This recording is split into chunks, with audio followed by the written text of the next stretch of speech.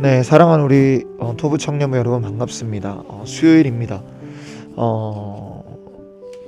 감기들 조심하시고 아셨죠? 네, 환절기 여하튼 네, 날이 왔다 갔다 하는 것 같아서 여러분들 모두 조심하시기를 바랍니다.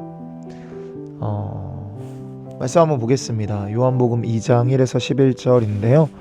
제가 읽겠습니다. 사흘째 되던 날 갈릴리 가나에 혼례가 있어 예수의 어머니도 거기 계시고 예수와 그 제자들도 혼례의 청함을 받았더니 포도주가 떨어진지라 예수의 어머니가 예수에게 이르되 저들에게 포도주가 없다 하니 예수께서 이르시되 여자여 나와 무슨 상관이 있나이까 내 때가 아직 이르지 아니하였나이다. 그의 어머니가 하인들에게 이르되 너희에게 무슨 말씀을 하시든지 그대로 하라 하니라. 거기에 유대인의 정결의식을 따라 두세 통 드는 돌 항아리 6이 놓였는지라.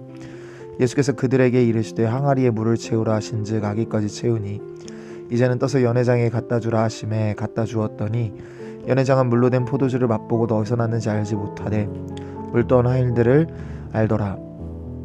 연회장이 신랑을 불러 말하되 사람마다 먼저 좋은 포도주를 내고 취한 후에 낮은 것을 내거늘 그대는 지금까지 좋은 포도주를 두었도다 하니라. 예수께서 이 첫 표적을 갈릴리 가나에서 행하여 그의 영광을 나타내심에 제자들이 그를 믿으니라. 볼 수 있는 내용이 참 많이 있는데 일단은 확실한 거는 갈릴리 가나에 혼례가 있었다. 여러 가지를 좀 본문 안에서 볼 수 있을 것 같은데 하나씩 좀 봅시다. 근데 이제 혼례가 있었는데 여러분 혼례 잔치가 길었는데 반드시 떨어져서는 안 되는 것 중에 하나가 포도주인데 이 혼례 잔치에 이제 포도주가 떨어지는 사고가 발생하게 됩니다. 근데 이제 이 사건을 보고 예수님께서 예수님의 어머니 마리아가 예수님에게 포도주가 없다 이러세요. 그러니까 은연중에 도움을 요청하는 거고, 여러분 예수님이라는 아들은 아마 되게 믿음직스럽지 않았을까 싶습니다. 왜냐면 생각해보면 모태로부터 메시아라는 계시를 타고 났고, 그리고 이제 아마도 때가 차면 자신의 사역을 해야 되겠다라는 생각을 하고 있었을 거고, 성경이나 역사학자들의 이야기를 좀 쭉 따라 볼 때 아마 그의 아버지 요셉, 그러니까 예수님의 아버지 요셉은 일찍 죽었을 겁니다.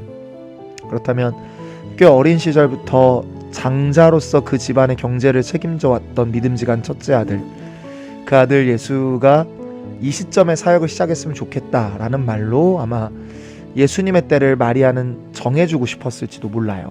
근데 예수님께서는 단호하십니다. 여러분 4절 보시면 예수께서 이르시되 여자여 라고 말씀을 하시죠. 여러분 여기서 여자여 라는 말이 귀나이라고 하는, 그러니까 여자를 되게 높여 부르는 말인데, 그래도 누가 어머니한테 여자여 라고 부릅니까? 그죠? 그러니까 이거는 이제 예수님께서 이제 선을 좀 그으시는 장면이다라고 저는 보고 있습니다. 그런데 내 때가 아직 이르지 아니하였나이다 라고 말씀을 합니다. 그러니까 두 사람의 때 해석이 다르죠. 그러니까 마리아는 예수님께서 메시아로서 혹은 일하시고 활동하시는 계기가 지금이면 좋겠다라고 이야기를 하고 있는데, 예수님께서는 자신은 아버지의 때를 쫓아 일한다라고 이제 이야기를 말씀을 하시는 겁니다.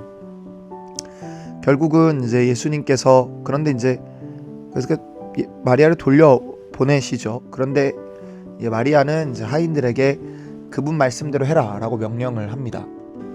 근데 여러분 그 다음 장면에 보게 되면 예수님께서 결국에 일을 하시는 장면이 나오죠. 그러니까 결국 마리아의 요청대로 활동을 하시는 장면이 나오는데, 이 장면을 어떻게 이해할 수 있느냐가 되게 중요합니다. 왜냐면 여자여 이러면서 선을 그으시고는 이제 갑자기 또 해주시는 것 같아요. 그러니까 이 모습을 보면서 이제 누군가가 느끼기에 예수님이 약간 친데레냐, 약간 이런 해석을 할 수 있는데 그런 의미는 아니고, 성경이 다 기록하고 있지는 않지만 예수님은 아버지의 때에 따라 움직입니다. 그러니까 철저하게 성부에게 의존해서 움직이시죠. 그러니까 그분은 어머니인 마리아가 지금이라고 말하는 때가 아니라 하나님이 지금이라고 하는 때 움직이세요. 그러니까 지금 말씀 안에서 하나님이 뭐라고 예수님께 말씀하신 거냐면 드러나진 않지만 지금이라고 답을 주셨다라고 보는 게 정확하겠죠. 그래서 예수님께서 활동을 시작을 하십니다. 근데 그곳에 어떤 게 있었냐면 돌 6개가 있었죠. 여러분 6이라는 숫자는 유대인들이 굉장히 싫어하는 숫자인데 이유가 뭐냐면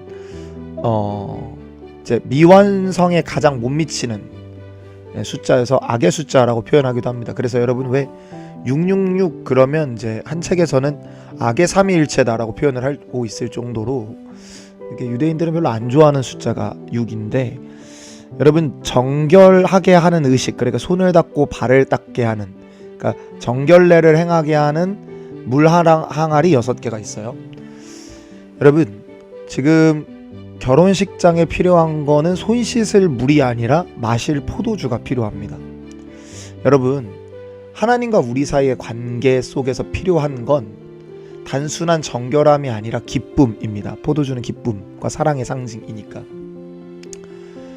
부부 사이에 필요한 건 뭐랄까요? 이렇게 시스템화되고 이렇게 명문화된 룰이 아니잖아요. 여러분 부부관계가 그렇다고 한번 생각해 보시거나 연애하시는 분들 남녀관계가 그렇다고 한번 생각해 보세요. 그러니까 명문화된 법전만 지키는 부부관계. 뭐 예를 들면 분리수거는 남편이 한다. 뭐 음식물 쓰레기는 뭐 남편이 버린다. 뭐는 뭐 한다. 의무만 남은 그건 의미가 없죠. 그러니까 마찬가지죠. 그러니까 결혼식장에 포도주가 없듯 하나님과 우리 사이에 기쁨이 없다라는 것도 문제인데 그거는 단순하게 손을 씻거나 발을 닦는 정결례식으로는 가질 수 없습니다. 그리고 그 기쁨, 가득 찬 6개의 물 항아리를 기쁨으로, 그러니까 모든 율법을 기쁨으로 감당하게 변화시키시는 예수가 바로 우리 하나님이시죠. 네. 그래서 예수님은 그 일을 위해 화목제물이 되셨습니다. 레위기에서 화목제물은 레위기에 크게 5개의 제사가 있죠. 뭐 매일 드려지는 번제, 그리고 뭐 이제 여러분 알고 있는 뭐 속건제, 속제제, 화목제 뭐 이렇게 다 있는데 그 중에 예수님이 그 5개의 이제 제사를 다 완성하셨는데 특별히 화목제물은 하나님과 우리 사이가 화목하게 되었음을 보여주는 제사이거든요. 그래서 기쁨의 제사인데 여러분 그와 마찬가지로 예수님께서는 우리와 하나님 사이의 관계가 완전하게 회복되었음을 보여주는 화목제물이 되십니다. 그래서 예수님의 피는 율법을 완성한 보혈이 되죠. 스스로 완전하게 순종하신 의를 우리 것으로 삼아주시는 그분을 그래서 만나야 합니다. 여러분 예수님께서는 이 사건을 표적이라고 하세요. 그러니까 표적은 사인이거든요. 그러니까 예수님이 누군지 보여주는 게 표적이죠. 예수님은 이 일이 표적입니다. 즉 율법의 준수, 법을 지키는 것으로는 채워지지 않는 그 갈급함과 기쁨이 예수님으로부터 공급될 거라고 합니다. 그래서 그걸 완성하신 우리 주님을 우리는 바라볼 수 있어야 될 것 같고요. 오늘 하루도 주님이 믿으라고 하시는 대로 주님을 믿어드리는 우리가 되기를 축복합니다. 함께 기도할까요? 주 예수님, 내가 주님을 사랑하면 내 영혼이 주님을 찾을 것입니다. 그러나 주님을 향한 나의 사랑이 살아있지 아니하고서는 어찌 내가 주님을 찾을 수 있겠습니까? 주께서 선하시며 또한 나를 긍휼히 여겨주심으로 내가 주님을 사랑하는 것 아닙니까? 주께서 나를 돌아보지 아니하심이 마땅하니 이는 내가 비천하고 이기적인 까닭입니다. 그럼에도 내가 주님을 찾고 주님을 발견하였더니 나를 삼키려는 진노는 온데간데 없고 보이는 것은 그윽하신 주님의 사랑뿐입니다. 주께서 저 타는 듯한 태양과 내 영혼 사이에 우뚝한 바위처럼 서 계시니 내가 선택받은 자로 그 바위의 시원한 그늘 아래 살아갑니다. 나의 마음이 주님 없이 움직일 때 나의 마음이 지어내는 것은 거짓과 미혹뿐이며 나의 감정이 주님 없이 움직일 때 눈에 보이는 것은 죽은 행위뿐입니다. 주께서 내 안에 거하셔야 하오니 이는 내 육의 눈으로는 주님을 볼 수 없고 다만 주님을 믿는 믿음으로만 살아갈 수 있기 때문입니다. 나를 바라보시는 주님의 얼굴은 수천의 태양보다 밝습니다. 내 안의 모든 죄를 보고 모든 수치가 나의 몫임을 알게 될 때 나로 하여금 주님 안에 있는 모든 선을 보고 또한 모든 영광이 주님의 것임을 알게 하소서. 이상한 빛이 영광스러운 은혜인 양 내 마음에 들어찰 때 주께서 영광 중에 나타나셨다고 그릇되게 생각하는 일이 없게 하소서. 나로 하여금 진실로 주께서 나타나실 때 주님의 밝은 빛으로 나의 모든 영광이 퇴색하고 이 세상의 모든 영예와 즐거움과 유익이 빛을 잃게 됨을 알게 하소서. 아들께서 불현듯 영광 중에 나타나시니 모든 피조물보다 빛나는 분으로 나타나시며 사람들로 하여금 마음이 가난한 자 되게 하시고 그들이 그분 안에서 유익을 찾도록 도우십니다. 이제 내가 나를 믿지 아니하오니 오직 예수 안에서 나의 모든 것을 보게 하소서. 예수님의 이름으로 기도했습니다. 아멘.